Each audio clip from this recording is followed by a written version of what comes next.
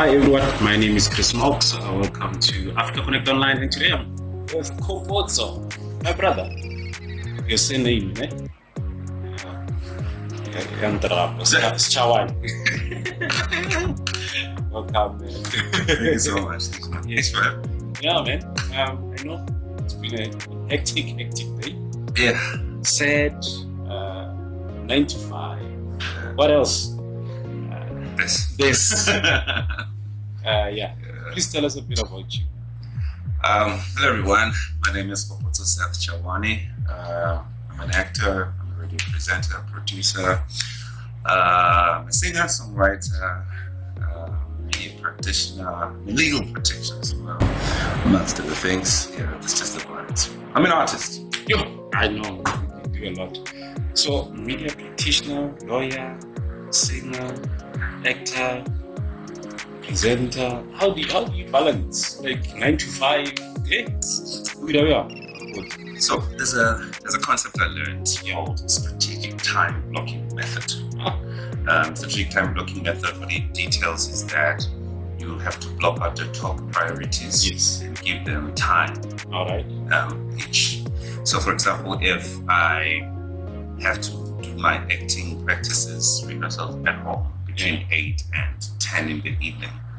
So what I do is I block out that priority, I commit to it. So the only time this method works is if you put it into practicality, right? Yeah. So I commit to it 1 hour, I do research, the next hour I actually do the practical acting part of it.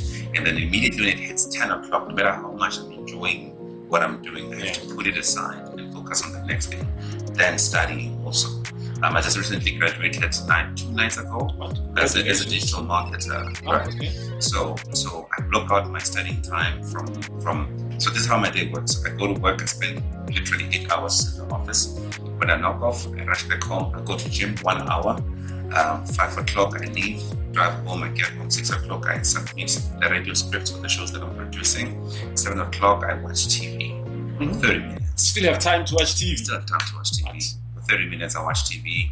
8 o'clock I start with my acting for like about 2 hours. When it ends, I do my 1 hour study. I sleep every night at 11:30, 12 o'clock.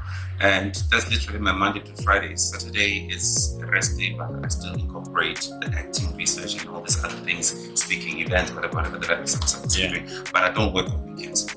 Like at all? At all. Even when they call you to be on call? Unfortunately, I've only had to work when I was shooting Key and End of Blood because we used to do court scenes, and the only time we have access to that facility was during weekends. Other than that, I don't do nothing on weekends. Okay. And then where does this acting career start? Where did you start? I think like everyone else, we've always had it in us. Yes. From high school, from varsity, doing drama. I think every human being has got an artistic side to them. Yeah. Whether you're a singer, whether you're an actor, or whatever the case may be. So for me, it started way back then, being involved in drama, families, being varsity, schools, and all of that. And I took a break and focused on music, focused on other things that I thought I was good at. Yeah. Which I still am, by the way. And I literally went back full time on a more professional side in around about COVID 2020. So that's when I went back into full time. I did Gomorrah, that was my first stop. I did my Dreadlocks, that was the second stop. Then the rest just kept on rolling and coming. Now we're here. Now we're on Generations. I see it's watching for December. Yeah. Are you looking forward? What are you planning? I'm so excited about this one, of all the stuff I did on TV. So like there has to be the one character I can't wait for South Africa to really meet and interact with. I know they're gonna probably hate him because he's a cold guy. It's not nice. Doesn't smile. See how I'm smiling? He doesn't smile at all. But he's an incredible figure to play. He's powerful. Yeah. He's got his own moments, but he's cold. Yes. So I can't wait for people to see this guy. I'm sure a few other people are familiar with Donald and Skin, so I'm still there as well. Yeah. Quite opposite.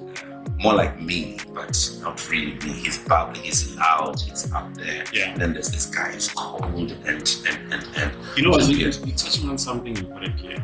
You're playing Donald on some Yeah. and as well like your own generation, Yeah. different personalities. Different. How do you tap out? How tap in and tap out? So you have to honor the character's life. Yeah.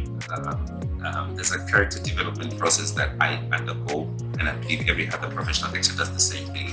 So they give you a bio, they tell you who this person is, what their educational background is, what the character traits are.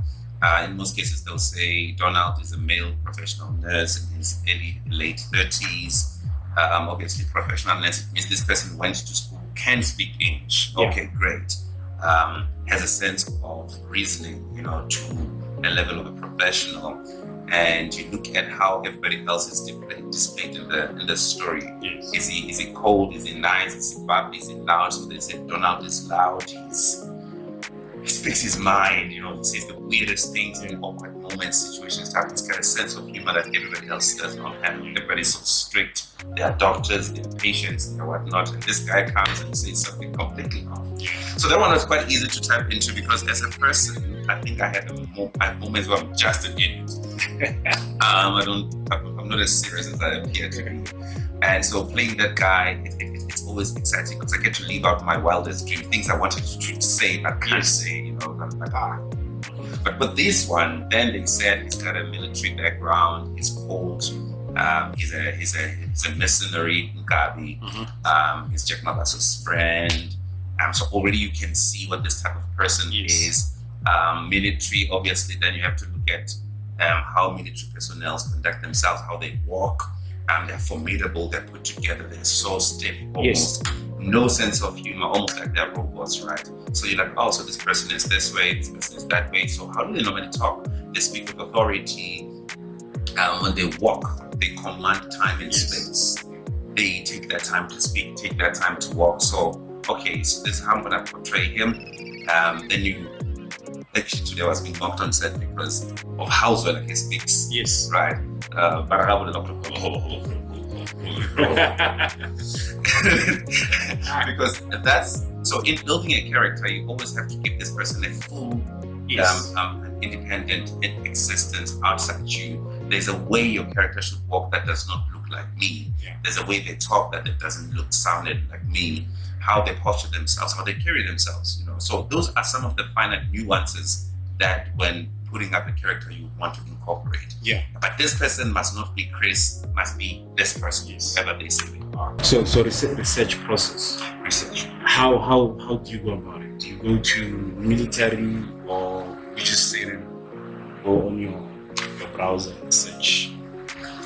Both. The internet research part of it, I think for a lot of us, with technology coming into making life easy for us, it's easy to tap into people that portray the similar character on other shows, a movie, whatever. So you would want to see how they go about building something quite similar to what you want to do. Yes.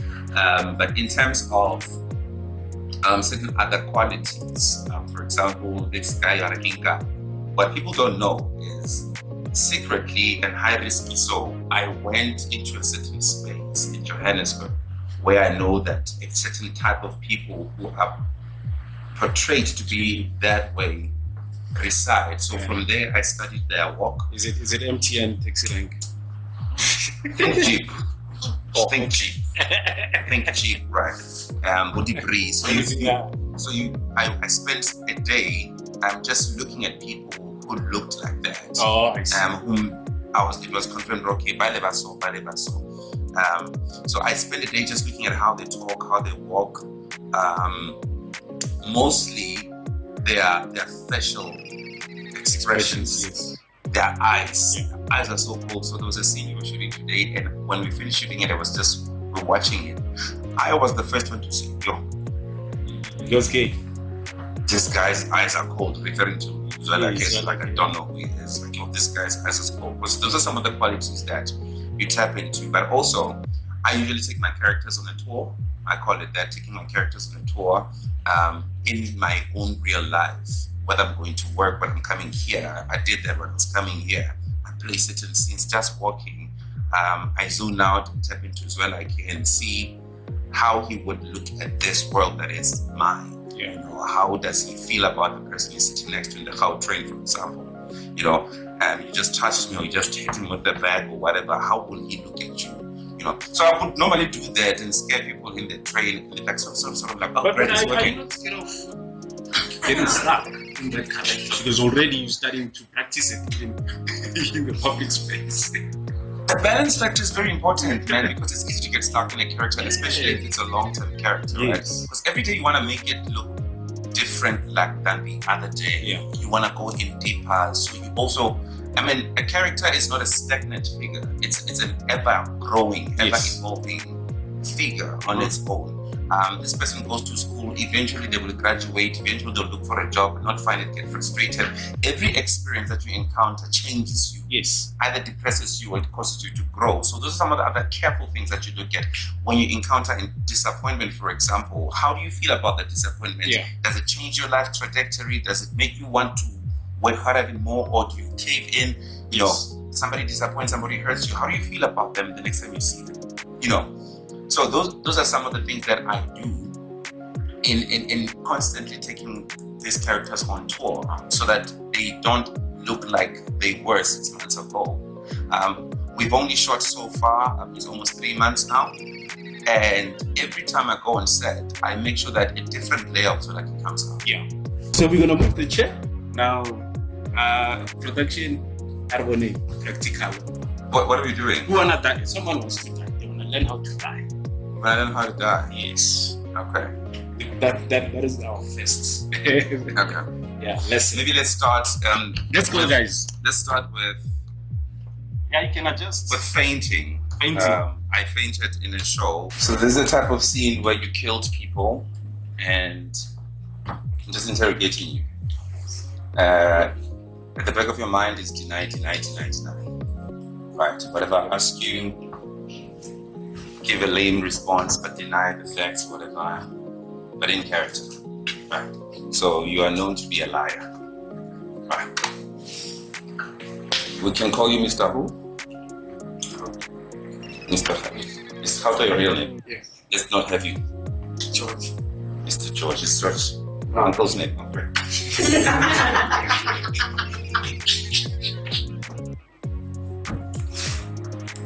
Can I maybe? Can I capital one? Like any card you can't even put on a cap. Being in character. So you are your honor for me, man. Yeah, she's my judge. When you talk to, I'm known to be a grilling lawyer, right? So that's what we're gonna do. Mr. George, on November the 14th, 2022, where were you? I was at home. You were at home. Is that your final response? Yeah. According to the tracking devices found on your car, it clearly indicates that at exactly 3:15 in the morning, you were found to be in Malamuleke. I don't know. I'm not asking you to tell me. Who is your alibi? Who can vouch for the fact that you were at home on November 22nd?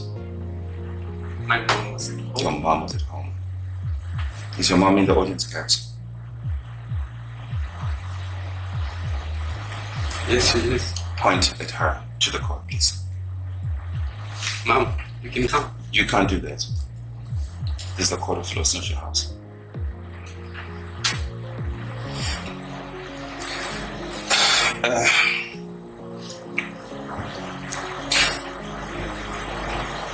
The allegations level against you that you killed Priscilla. What's your response to that? I don't know what you're talking about.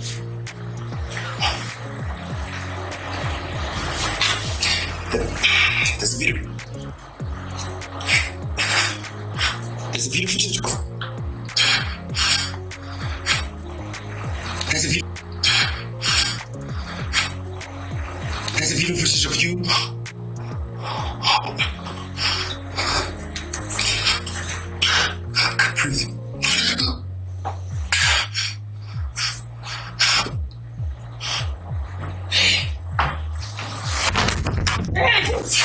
Yeah. But that was beautiful. So now, yeah, like thought process from you being in court and ending up being on the floor. Obviously, the little ones here talked about your story once, right? And with your story one, you identify the journey of your character from the minute they set foot, from a point of establishment all the way through to, the end of their journey is such. But how do you embody the emotion that comes with that? I indicated that this man is a powerful lawyer. He doesn't use cases, but he's been wanting this George and his people to have them arrested for all the injustice they've done in the past. But they've always escaped the law, the hand of the law, right? So this thing became personal for him, that we need justice for the people they go around killing, and getting away with the murder, right? So since these people are dead and can't speak for themselves, he took it upon himself to be their voice. So obviously this case has cost him sleepless nights because he's doing investigations, research, doing this and that, and he has the evidence, solid evidence, but for some reason they keep on escaping him. He hates losing cases as well, but also he has criminality acts as well. Yes. So because this thing has bugged him for the longest of time, he started not taking care of himself, started not eating well, started not not sleeping well, overly stressing, and all of these factors put together, they lead to some kind of a physical defect. Yes. In this case, it was a stroke, mini stroke, or heart attack, because he was not able to separate his personal life from, because he just so badly wanted to get this thing. Yeah. So now he's having this George guy interrogation, and he's lying basically under oath. That irks him, that aggravates him. Yeah. But also because he's been having, it's a continuous thing, you have a chest pain and then you're like, I'll just take an and then you have an and then it especially is like, and then boom, before we knew it, he did also not see it coming. Heart attack happened on the spot. Yeah. So now I know you've done it before in your life, you've been in the court before, but now what do you do? Any advice for them? Because like support or something hectic. This is crazy. Especially with generations. I want you to do your lines like line to line. Word for word. Word for word. Yeah. Yeah, word for word. But now, how do you get it right? I have a little technique I use. I think, but when you do something continuously, it forms part of your DNA. The last time I talked about how I'm always in the art of acting, even when I'm not in front of the camera.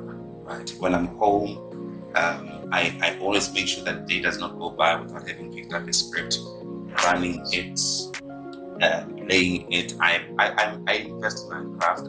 I've got books and books that I bought on monologues. It's just a monologue book on its own. I identify different emotions, different storylines, and whatever from the monologue book, and I play it because you want to get used to. Because on set they'll give you a script and say, "Oh, just have a rewrite. The line that you spent 6 months rehearsing, scrape it out, all of it. Here's a new line, and you need to roll in 5 minutes. You have to memorize those lines in 5 minutes, tap into the emotions, and go and deliver." So if you're not used to doing that, that's your point where you crash and fail, and they'll be like, he's actually not who we thought he is. Incompetent and whatever, incapable. So you get into the habit of doing what you want to see yourself excel. Okay. So that's what I do. Nice one. Who else wants to die?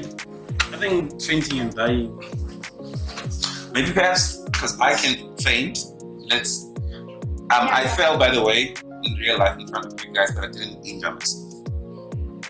There's a technique that goes into that. Oh, okay. Right. It has to look real. Your head can hit something. Boom. Well, that was my body. I hit. There was no. You saw it. But there's a technique that you have to do so that you don't injure yourself.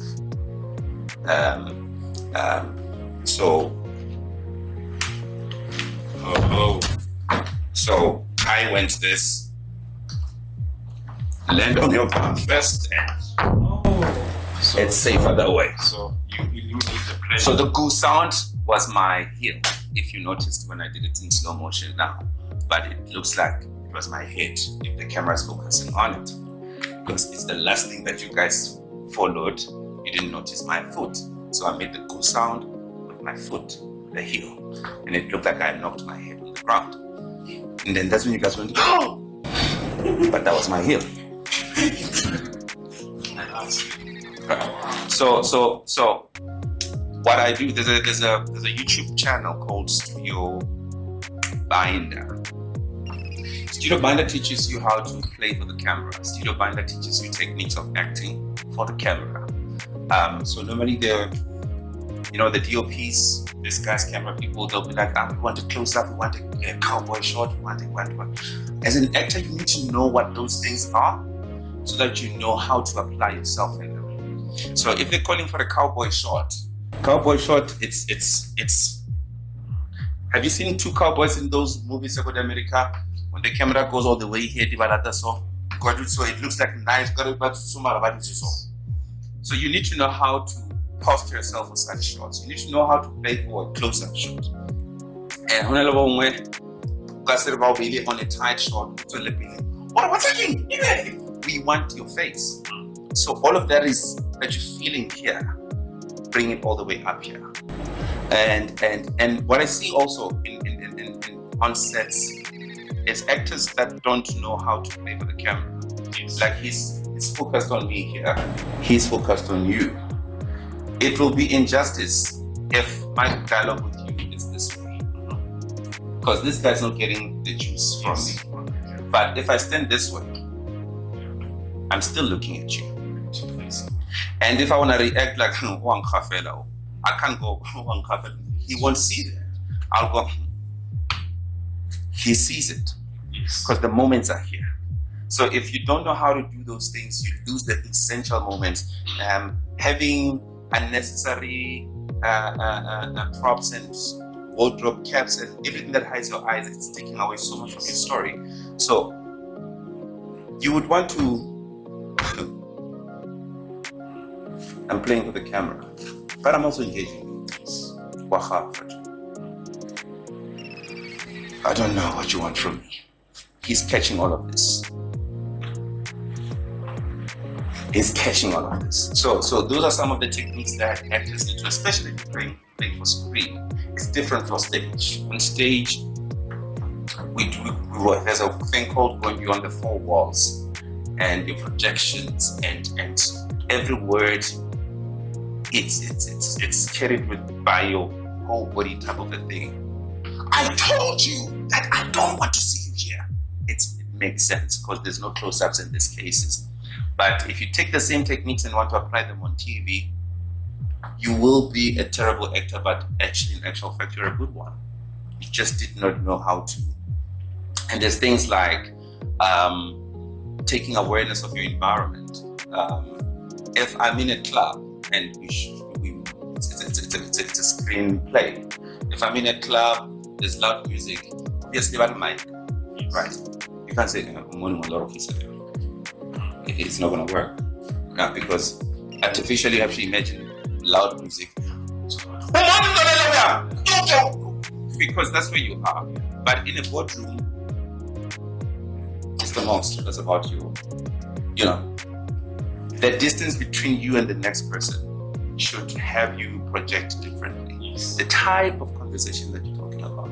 So we could be in a busy restaurant setup, and we are talking about a criminal activity that we did, and there could be some music and some background noise. Yeah, I can't scream because we're talking about how we killed Kgopotso, right? And whenever somebody passes, naturally. So they're shooting you. You imagine a sharp thing hitting your stomach. Since it's you being shot, you can even hit yourself. You've locked tension, right? So there's something I'm practicing lately where I want to cry aggressively and intently on cue. Like, you don't want to all like a manipula A deep. It's in the build-up one. So I discovered that when I brush my teeth, when I go to my tongue, I have a jerk moment. I almost want to vomit, right? And lately I started paying attention to how does my body react to that? How does my eyes look after the moment and stuff? And I realized that there's tears that well up and stuff. I'm like, oh, that's a nice technique. I can use it for something somewhere in life. So gunshot can be one of those things. Shoot me, someone. Say, oh, wow. Irpa, please. Kopapa, look another path there. You don't need props. Doesn't really work. Okay, one. Go for my. Bang.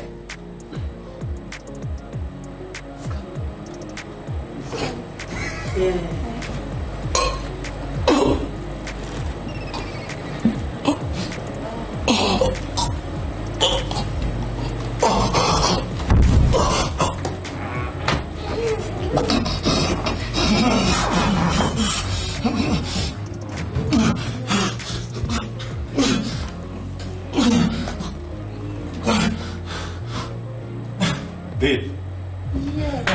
So, I think Celeste must try that. Let's see. Celeste. So, the more you lock your, I'm still waiting up. Breathing. When you lock your breathing, you deprive your eyes of oxygen. Yes. So naturally they'll want to secrete some water to lubricate your eyes, right? So you hold your breath. Instead of breathing out, you breathe in, lock it. You see, and then that's how you eventually. Let's see, try. How can you do? Actually, there's a cloth in my back since like I'm gonna be doing a lot of falling and sweating. It's just 10 minutes. Let's go.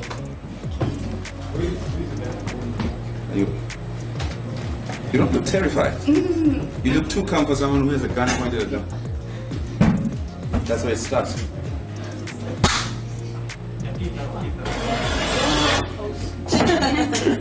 Why not? Again, okay. I'm playing for the camera, right? This for me won't make sense unless if the camera is sitting this side. But since it's this side, I might want to give you this side. So you're able to see. What are your last words? So normally when somebody hits you, there's an element of shock before you internalize that I've been shot. Okay. So you don't fall immediately, right? It's pop. You're trying to figure out, did he actually, but I'm feeling pain, but did he like just, and then when you realize, oh snap, I've been shot, then panic kicks in. Give it 3 beats, 1, 2, 3, then panic kicks in. What are your last words? Shut up!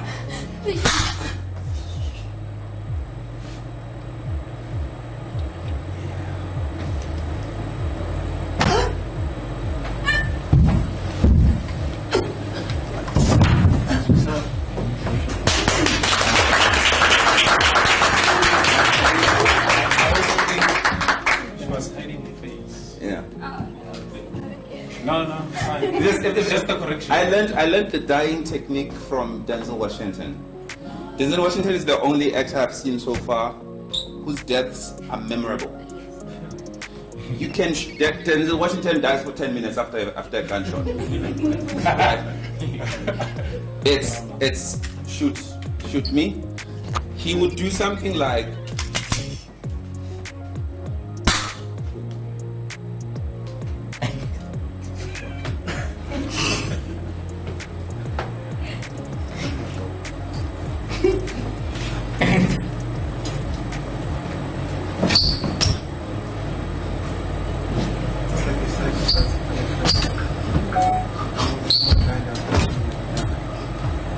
Shoot again. You're supposed to shoot again. Oh, like it. Okay. One more time. Short.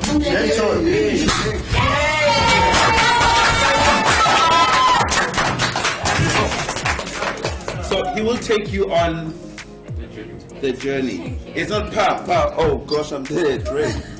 So it's those elements of, you see your life flashing through your eyes. Take us on that moment where you like, oh snap, this is it for me. Yeah.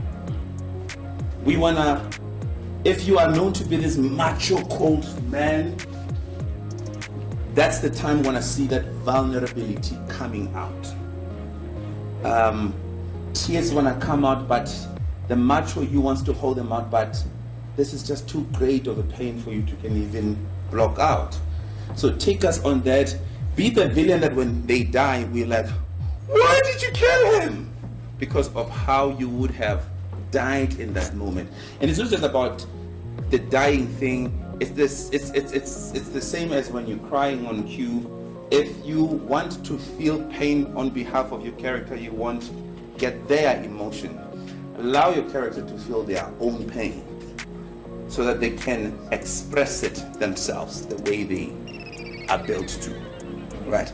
But if you're gonna die and be conscious of, oh my gosh, I'm wearing the most gorgeous pants, the designs, maybe let me just, a nice pose as I go. That's you. The character doesn't care about wardrobe. They are in a moment and they need to honor it. Yep. You know what, man? Thank you so much. This is it for us. Yeah. Link me out. We are done. Who's linking you out? You! Oh!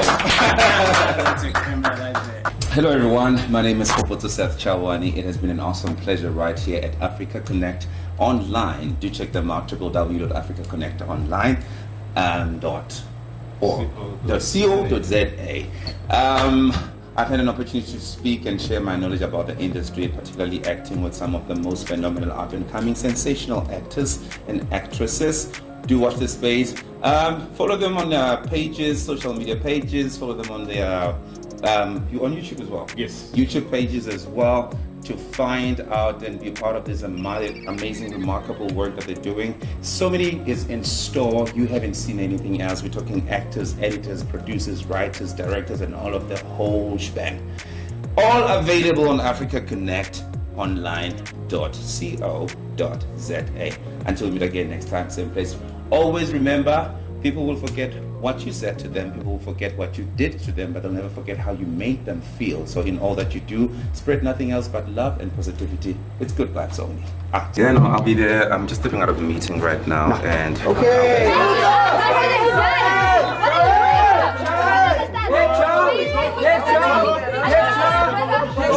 Get job.